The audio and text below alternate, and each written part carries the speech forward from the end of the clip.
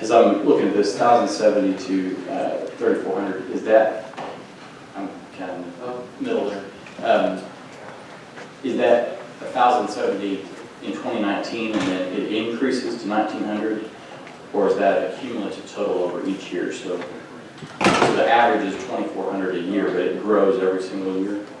That's correct. So these numbers are measured relative to the baseline projection for that year. So this number will be in 2019, there are about 1,070 more people in the state. In 2020, there are 1,900 more people relative to our projection for that year. So you could think of the first year being an increase of 1,000, the next year being an increase of about 800 or 900.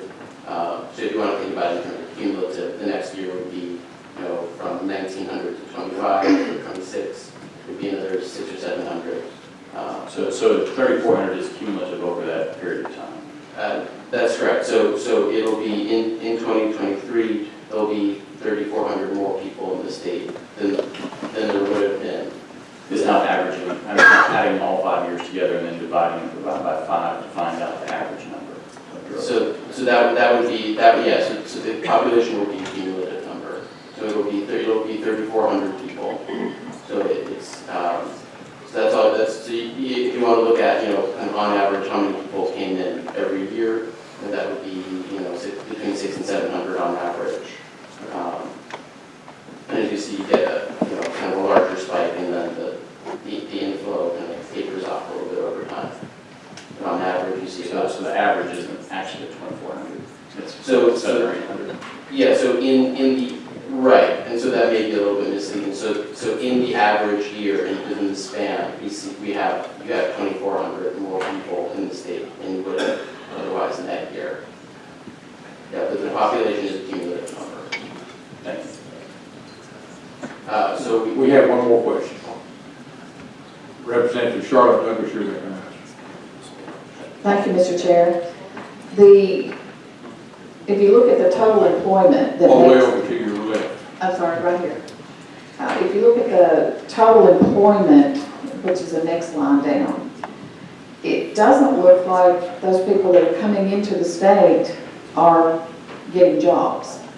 Or help me understand those figures in those two lines, because if we increase by 2,400 average, but only a half or less than, are getting jobs, why do we think this lower income tax is really the factor that's drawing them here if they're not working?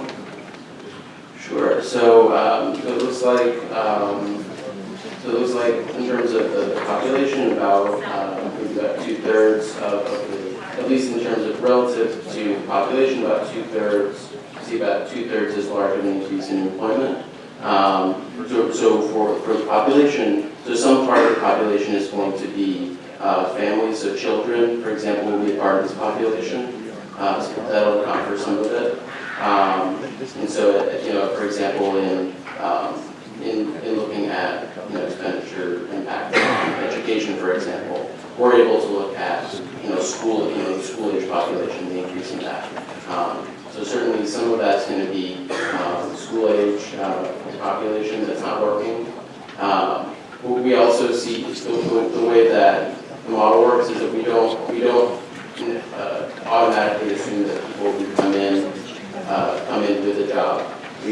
They're attracted there by higher after-tax wages. They're attracted there by more economic opportunity, and we let the market play itself out. And so we see about, on average, about 1,600 people see an increase in their jobs. Would this be a federal, and please, I'm not assuming to understand, but if you were giving us numbers on taxpayers instead of family members, could we understand this and have a truer picture?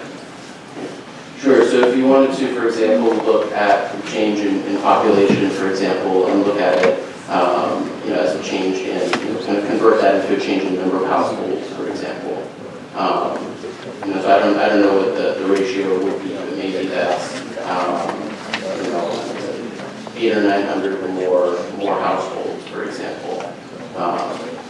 And there are going to be some of the people who move into the state are going to have jobs. There are also going to be people within the state who see. Because I assumed when you were giving these figures, it was adult taxpayers and not families with who knows how many children. Right. So, that aren't going to contribute to the, Well, thank you, Mr. Chair. let me just say this. Am I? The line right below him, where it says total employment, Yes. that's it. You just kind of let him get They're through your the report. taxpayers. That's going to be the people that are working. So let him kind of go through this before Okay, we gotcha. Thanks. Reach one line. All right. Representative Kavanaugh, give a question. Thank you, Mr. Chair. Does the model, when we're looking at jobs, does it include the population that's aging out because of retirement age? Is that included anywhere when you're looking at, job growth? Thank you, Mr. Chair. Yes, we have in our demographic data, we have by age, for example, we have a labor force participation, and so we can look at as certain populations age. I know there for example at a certain point the labor force participation rate falls, and that's gonna have an impact on who's working and who's not. Is that, in the numbers here, what we see where we're talking about the difference in the number of people coming in versus the workers. Is that figured in this number? Is that part of that also? Why it's not what you might be a correlation 1-to-1, but because we have aging population that's no longer in the workforce?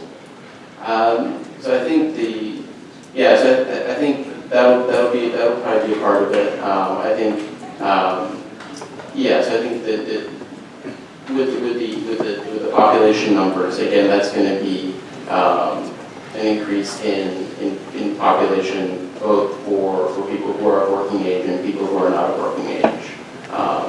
And so in order to hone in on how many of the people are coming in and working, we probably need to do another step of work.